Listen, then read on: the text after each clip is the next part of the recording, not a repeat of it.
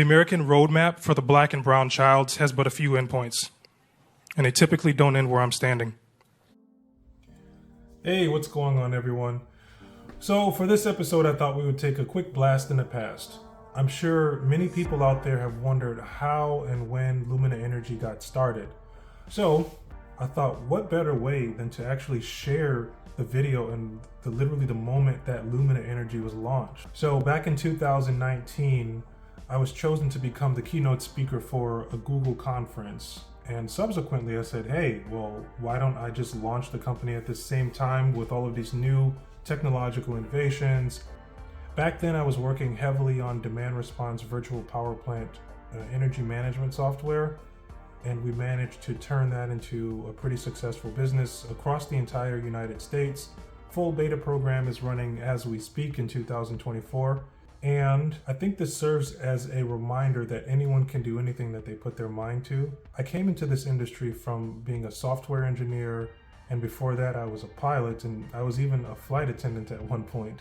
But it just goes to show you that success does not have a linear path.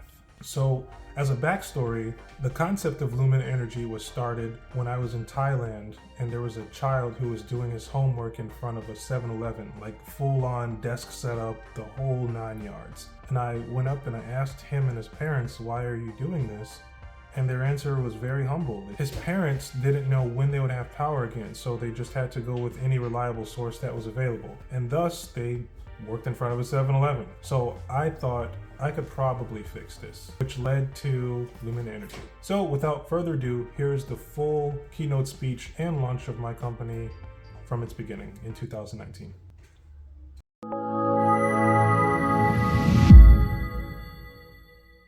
Can everyone hear me? How's everybody doing today? Good, I'm doing well. Normally I'll wing this thing, but I have a lot of information to cover, so I'm just going to hide behind the podium. Forgive me.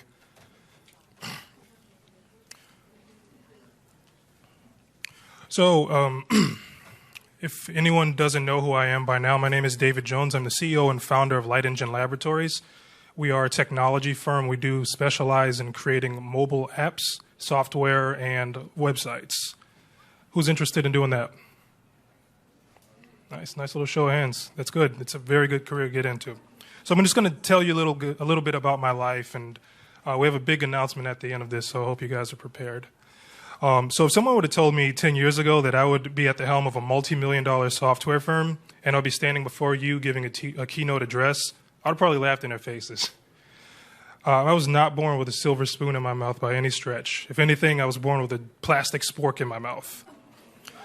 Yeah. So my life started in Toledo, Ohio, but when I was 3, my mom moved us to Chicago, Illinois. So I'm a Chicagoan, represent. You know, life was not always the easiest. Growing up, my dad was not in the picture, unfortunately, his loss. He actually spent the majority of his life in jail. So my mom worked one dead-end job after another, and I didn't get a chance to see her that much either. But it was really my aunt who kind of took me under her wing and kind of gave me that first little bit of mentorship and tutelage that allowed me to believe in myself. So let's not undermine how important aunts are in any society. So I went to an all-white elementary school, and there were very few minorities, so trying to fit in and not being black enough for the black kids and certainly not white enough for the white kids was a day-to-day struggle, as you can imagine. So I was misunderstood and bored. I ended up becoming the troubled child, and I was placed in a remedial program. I sunk into a deep depression, and because I saw no way out, at 11 years old, I contemplated suicide. It's a pretty touchy subject for me. On top of that, I ended up failing 7th grade. No child should ever have to go through this. Community is extremely important, so I hope everyone here is taken care of. You know, everyone needs to look out for each other. It doesn't matter where you come from, what your background is. Everybody's important. Everybody's voice matters. On a lighter note, though, in high school, I began to find myself. So I was the nerdy skateboarder, and I was also a computer hacker. Students would come to me for hookups on video games, and they would also come and find out that I could type really fast, so that was really my first foray into entrepreneurship. So for $20 a page, I could guarantee you an A, and I would type up your page. Yeah, of course I'll write your paper. So naturally, teachers got wise on my act pretty quickly, and they shut me down. But during that 3-day suspension, I had an epiphany that would propel me forward. Create something that people need, and they'll pay you for it. Wow. Fast forward, life has been progressively better since I left the past where it belonged, and I took accountability for my own life. I had an incredible jaunt as a film score composer. Are there any musicians, composers in the house? Awesome. So that actually landed me on the Warner Brothers backlot when I was 21 years old. I was really proud of that. It was a really cool experience. Let's see what else we got. When I had the opportunity to get my feet wet traveling, I took it. So to date, I visited 72 countries. I've lifted another family generational curse. And I mean, I can't speak for everyone here, but for my family, no one has even been to another country aside from America. So it's just a very big thing. I urge everybody in this room to get out and travel. Get out and see the world. Put some miles on your soul. It's very important. So once again, by intervention of luck, a successful mentor, he basically took me under his wing. And that really helped me out. He really helped provide infrastructure as well as a bunch of cool cars that I could drive. But we ended up starting a business in the Dominican Republic. And as an entrepreneur, it's very important to kind of get out and see the world. And so what that did for me is it allowed me to see the world through a different lens. We in America live in a bubble, and I'm sure you're all aware. So going to another country and realizing that there are kids that are as young as my own children who are struggling and do not have adequate basic necessities, it's pretty disheartening, to say the least. But in creating that business, it allowed me to lay the foundation for what would essentially become my life's legacy. We'll get to that in a second, though. So during flight school, I was actually on a 4-day trip, and this is how I got into software, into technology. I actually met a software engineer who basically gave me point-by-point directions of how I needed to get into coding. I was really adamant on becoming a developer. Does anybody everybody knows what a developer does, right? Okay, good. Good. So the first language I learned was called Ruby, and it's pretty simple, but it allowed me to create my very first app. And remember that mentor I mentioned earlier? He actually imputed a valuable lesson, by the way. He said, if you want to figure out where you all fit in life, go travel. It's really simple. So after meeting this composer and also this engineer, it allowed me to deploy my first app in travel tech company.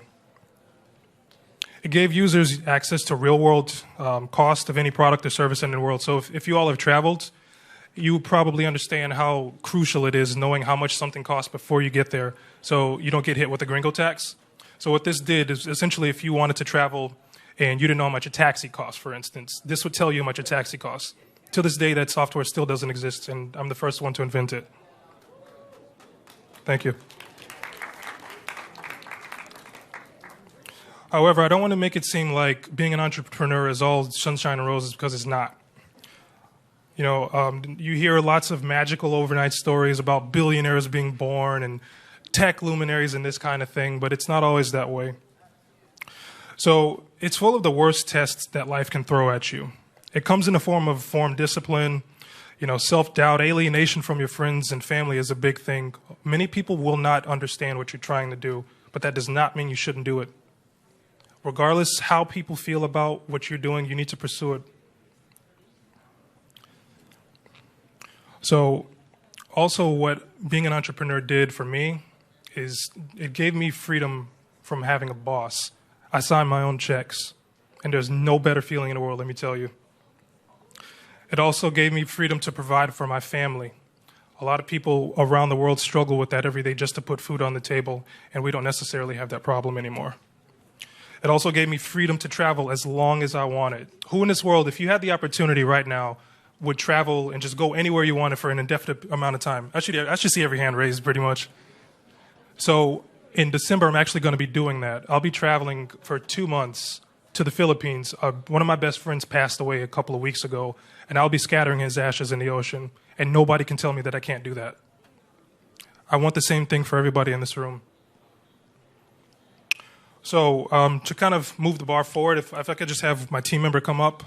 we have a big announcement. So remember that legacy I was telling you about earlier? Thank you very much. Thank you, Max. So who knows what this is? Amen. Good job, guys. Brownie points. So my team and I have just fabricated this. This is a display model, of course. But what we will be doing is creating a virtual power plant network. Who knows what a virtual power plant network is? No? Well, let me tell you. So a virtual power plant is essentially, and the speaker before me kind of alluded to this, it involves IoT. So connecting solar energy or renewable energy with technology. Essentially what we'll be doing is starting a pilot program in the Dominican Republic that will allow 300 homes to have solar energy, and we'll collect that data and power them so they'll have food, running water, all sorts of other amenities. And this particular device is only generation 1. So in the future, what we'll be doing is working on creating modular solar panels. Is anyone familiar with what that word means? So a modular device is essentially something that can be adapted to fit to something else. Like if you take a car, right? Like you have a basic car, but then you also have the ability to make it a different color. You can have a different panel. You can do all sorts of things, right? You can make it faster, slower, etc. That's what we'll be doing in the future. So this system is actually going to be going online today. So you all are the first to hear about this, and it's a very big announcement. Essentially what we want to do, thank you. Essentially what our virtual power plant is going to do is power 1 billion households worldwide. This is something that is desperately needed. There are many shoddy grids around the world, and with our technology, we'll be able to give energy and we'll be able to provide basic necessities for people who really need it. And I'm just really proud to say that we can do this. I'm actually ending near my demonstration, but can we cue up the video? Give me 1 second. So who in this audience can speak more than 2 languages? Couple hands, good. So I actually speak 5. And I'm completely self-taught. I never went to school for this. It just goes to show you what you can do if you really focus on something that you're really passionate about. So if we'll cue the video real quick, I'll just show you a little motivational video that I created. Здравейте, аз съм Дейвид. Искал да ви разкажа една история. Soy fundadora de una compañía de tecnología llamada 4 Days Out. Pero primero tengo decirte algo. I'm a polyglot, which means I can speak, read, and write several languages. 5 to be exact. Estava nascendo nos Estados Unidos e nunca teve lições formais pela línguas, which means that I'm self-taught. Quando era jovem, muitas pessoas me disseram que eu era estúpido e eu seria fracasso na vida. E por essa razão, estuve deprimido por muito tempo. Pero dia, je realizei que existem avant por mon potencial. And ever since then, I overcame those barriers and hurtful things that people told me. I've traveled to 62 countries all over the world. I've learned 5 languages in 4 years. I've invented numerous products, and I've also composed music for movies. Не позволявайте на хората да ограничават вашите способности. Puedes ser lo que quieres en la vida. So with all that being said, go out there and be great.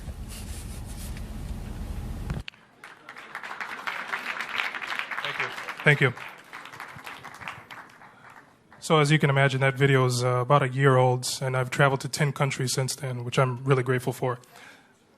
I'm just going to end with this, and then I'm going to take a couple of questions. We still have a little bit of time. So I challenge everybody out there to be something that what greater than society has intended. Being an entertainer or a sports athlete is fine, but there's a big world out there that sorely needs more people like us to shape the digital and the scientific landscape. I'm willing to bet that someone in this room right now has a cure for cancer, the solution for deep space travel, and other marvels locked inside of themselves right now. The American roadmap for the black and brown child has but a few endpoints, and they typically don't end where I'm standing.